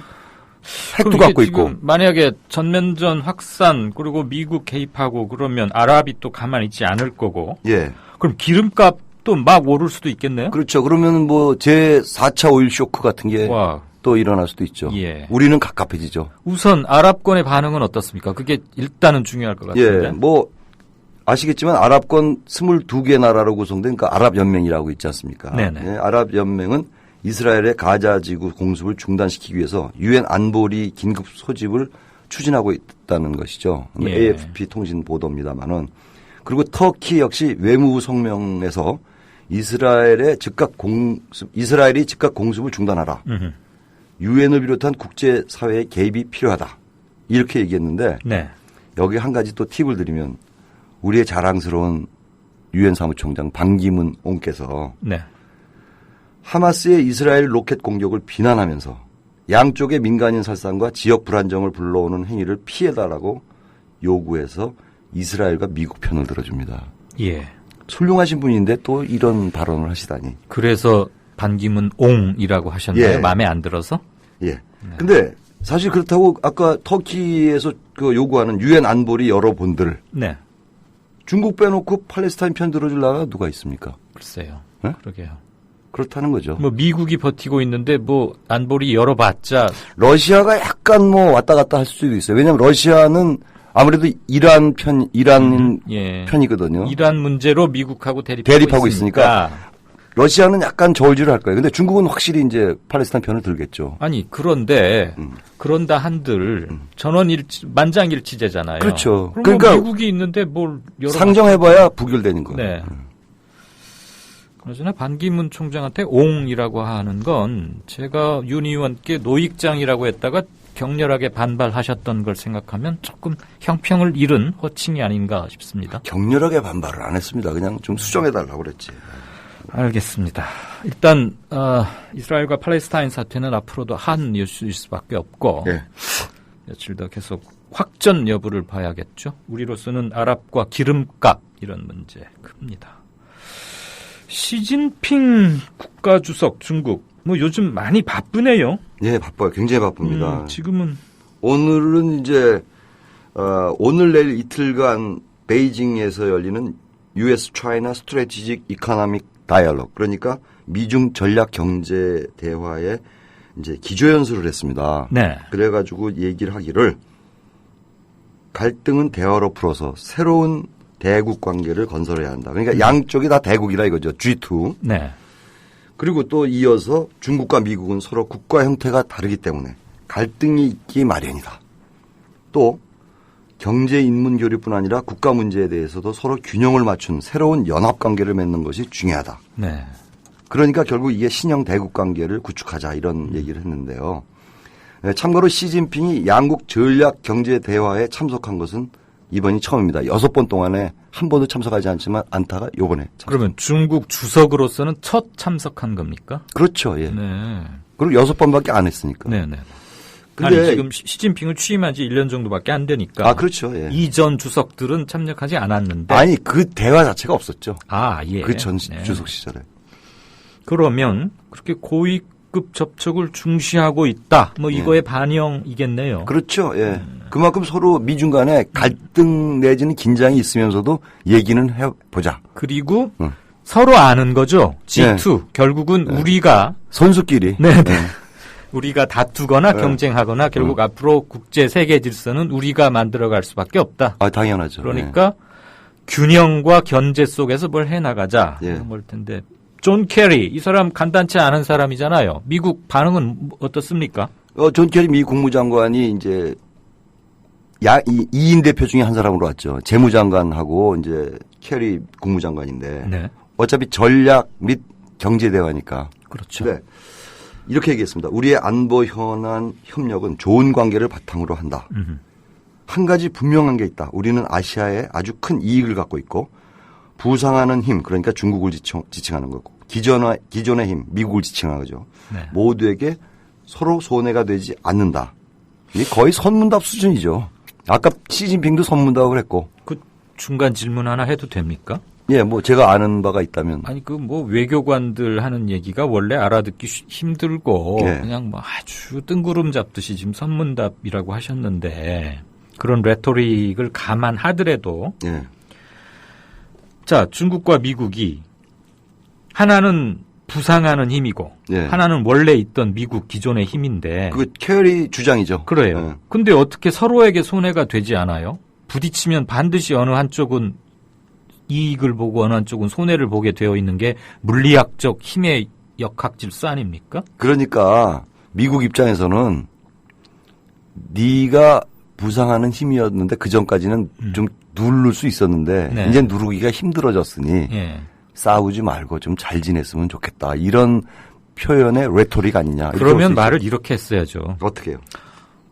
부상하는 힘과 기존의 힘은 모두에게 손해가 되지 않는다가 아니라 손해가 되게 하지 말자라고 제안을 해야 되는 그렇죠. 거지. 예, 맞습니다. 캐리가 말을 그러면 잘못했잖아요. 캐리 보좌관으로 가셔야겠네, 우리 진행자가. 정치평론가지 또. 예, 계속하시죠. 예, 아니 얘기 물어보시라니까. 항상 왜 자꾸 나보고 얘기를 하라고 그래. 아, 이게 자꾸 쌓이네. 진행자는 뭐야 도대체. 그러면 예. 미국과 중국이 뭐 팽팽한 삿바 싸움, 기싸움 한 건데 앞으로 어떻게 될 것 같아요? 우리 유니언께서는 어떻게 전망하고 계세요? 나보고 전망하라면 참 어떻게 합니까? 내가 무식한 사람인데. 그래도 한번 전망을 해봐야 되겠죠. 예. 다른 그 언론의 어떤 그 보도를 통해서 제가 지금 약간 피해가겠습니다만은. 네. 워싱턴 포스트는 이랬습니다, 어제. 최근 미중 관계는 1972년 리처드 닉슨 전 대통령의 방중 이후에 가장 험난한 상태를 맞고 있다. 미국의 아시아 중시 전략을 중국이 중국 봉쇄 정책으로 보면서 양국 관계가 악화되고 있다. 이렇게 분석을 했는데 그렇지만 전반적으로 볼 때는 결국은 대땅트 쪽으로 가지 않겠나. 그렇게 봅니다, 저는. 충돌은 피할 것이다. 그렇죠. 양쪽이 다 고수기 때문에. 예. 강원무림의 고수가 만나면 되게 안 싸우잖아요. 근데 미국은 우리가 한국이 중국하고 가까워지는 거 지금 되게 막 직접적으로 견제하고 막 그러지 않아요? 질투나죠. AAB인가? 투자은행 중국이 주도하는 거 거기 막 참가하지 마라 그러고. 그리고 TPP에는 참가해라. 네네네. 트랜스퍼시픽 뭡니까? 하여튼 미안합니다. 하여튼 환태평양에서 경제 공동체 만드는 거. 그리고 일본 집단 자위권 확대하니까 그 지지하고. 미국이 바쁘겠어요. 그러면 깝깝하죠. 깝깝해.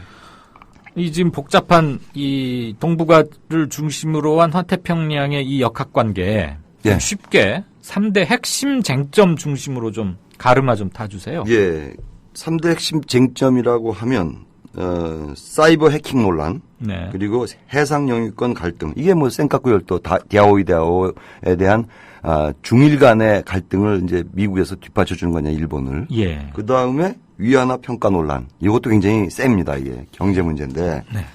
우선 이 센카쿠 열도를 이거 디아오로 불러주겠습니다. 저는. 왜냐하면 중국 쪽 영유권이 더 저는 적당하다고 봅니다. 일본보다는. 예. 예. 이 디아오를 둘러싼 중일 간의 영유권 갈등과 관련해서 미국은 중국과 주변국의 해양 분쟁에 개입하는 것도 잘못된 행동이고 미중 간의 불안정을 초래할 것이다라고 얘기를 하는데, 그러면서도 미국은 이데올로기나 어느 특정 국가가 동맹인지 아닌지가 아니라 사실에 입각해서 판단을 해야 된다. 이게 이제 다 중국 쪽의 어떤 그 비난이죠. 미국을 향한. 그렇죠. 그러니까 미국이 사실 그런 거 아닙니까? 제3자로서 중일 간의 영유권 분쟁에 개입하는 거 아닙니까? 네. 그런 거고. 해킹 문제도 그래요. 이거는 중국 입장에서는 미국이 조작했고. 네. 그것을 또 발설한 시점이 중국과의 그 전략 경제 대화를 앞두고서 아주 격렬하게 비난하고 막. 그러니까 예. 좀 하수 아닙니까 이거는. 그런 거고요. 근데 정말 미국이 그 해킹한 거 맞아요? 그거는 뭐 우리가 알 수는 없죠. 그러나 중국 주장에 따르면 그렇게 얘기하는 거는, 그리고 거기에 대해서 미국이 소위 그 극구 부인을 하지 않는 것을 보면 실제적 진실이 어떤가를 우리가 가늠할 수 있지 않겠나 이런 거죠. 그리고 진짜 중요한 것 중에 하나가 바로 이겁니다. 위안화 평가 논란. 예. 사실 왜냐하면 이게 미국으로서는 정말 지금 어려운 상황이거든요. 달러 기축통화 흔들리는 문제도 있고. 그다음에 무역 적자가 엄청나게 뭐 날이 갈수록 지금 4대 1인가 뭐 이렇게 되는데. 근데 중국이 말 안 듣잖아요. 그래서 그 기억하실지 모르겠는데 지난 2005년 7월에 원래 이제 중국이 그 패그제라고 하는 고정환율제를 그 고수해 왔잖아요. 그러니까 네. 미국이 계속 압박을 하니까 크롤링 패그. 그러니까 뭐냐면 이거는 변동 환율 그 임시적 변동 환율 제도 뭐 이런 거예요. 어렵네. 예. 근데 애매한 거예요, 이게. 예. 해두고만 안 해두고만 뭐 이런 거예요, 일단. 예. 그런 걸 하고 있는데 물론 패그제보다는 조금 유연성이 있는 거죠. 미국을 약간 의심해서 그런 건데 미국 입장에서는 더 풀어라. 성에 안 차겠죠. 더 풀어라. 그런 건데 이거 중국이 받아들일까요? 근데 지금 어쨌거나 키는 중국이 쥐고 있는 거 아닙니까? 그렇죠. 그리고 뭐 미국 외채 가장 많은 그 보유국이 국채 가장 많은 보유국이 중국 아닙니까? 채권국이니까. 채권국. 그거 중국이 바로 채권 행사하면은 미국 뭐 그럼 뱅크럽 되는 거죠. 부도나는 거죠. 안 그래도 그 재정 절벽 막 뭐 이러고 그렇죠. 이랬는데. 그러니까 지금 이런 비유가 어떨지 모르지만 개 목줄 하듯이 이렇게 지금 중국이 미국 이렇게 했고 있다가 좀 땡기면 이게 꽉 조이고 살짝 놓으면 좀 이렇고. 그런 형국이죠. 심한가요? 아니 그런 형국이죠 지금. 네. 또 하여튼 유니언 모시면 시간이 너무 빨리 가서 짧게 요거 하나만 좀 정리를 부탁드리겠습니다. 한 1분 정도 해주시면 좋겠는데 우리 주요 관심은 역시 북핵 이슈 아니겠습니까? 그렇죠. 미중 사이에 이거 어떻게 거론될 거라고 보세요? 물론 거론은 할 거라고 봅니다. 왜냐하면 전략 대화니까. 네. 그런데 결국 이것도 선문답식 그 문답이 되지 않을까 그렇게 생각해요. 왜냐하면 안보 이슈이긴 하지만 결국은 답이 없다 현재로서는. 답이 없다. 그걸 다 알거든요 서로. 누가 먼저 뾰족한 답을 직설적으로 내놓지 못할 것이다. 예. 근데 왜냐하면 중국 입장에서는 그 시진핑 지난주에 왔다 갔지만은 북한에 대한 직접 압박은 안 하잖아요. 네. 대한민국을 먼저 방문하는 것으로 우회적인 압박을 하는 거예요. 중국 사람의 아주 특유의 기질이고 미국 입장에서는 중국하고 북핵 얘기를 해본들 해결점이 나오지 않으니까 결국은 이번에도 또 이 북핵 문제는 선문답으로 끝나지 않을까 저는 그렇게 봅니다. 조간신문 국제부장들 제목 뽑기 쉽지 않겠네요. 예, 그렇죠. 네, 오늘도 먼 나라처럼 들리던 국제문제 재밌게 풀어주신 프레시안의 윤재석 의원 잘 들었습니다. 수고하십시오. 고맙습니다. 7월 9일 또 하루가 저뭅니다. 오늘 아침 벌어진 월드컵 준결승전 독일이 브라질에게 5대0으로 크게 앞선 상황에서 독일 공영방송 ZDF는 전반전 종료 직후 시작된 정규 뉴스의 톱 기사로 이스라엘과 팔레스타인 간 갈등 격화 소식을 올렸습니다. 숙적 브라질에게 전반에만 5대0으로 앞서면서 결승 진출이 확실시 된다는 소식은 한참 뒤로 미뤘습니다. 우리 같았으면 어땠을까요? 뉴스를 하긴 했을까요? 아마 광고 내보내느라고 뉴스를 아예 쉬었을지도 모르겠고 설령 뉴스를 했어도 우리가 골 넣는 장면 반복해서 틀어주면서 당연히 톱 기사로 처리하지 않았을까 싶습니다. 참된 언론은 어떠해야 하는지를 보여준 독일 공영방송이었다고 저는 생각합니다. 들어주셔서 감사합니다. 이강윤이었습니다. 내일 뵙겠습니다.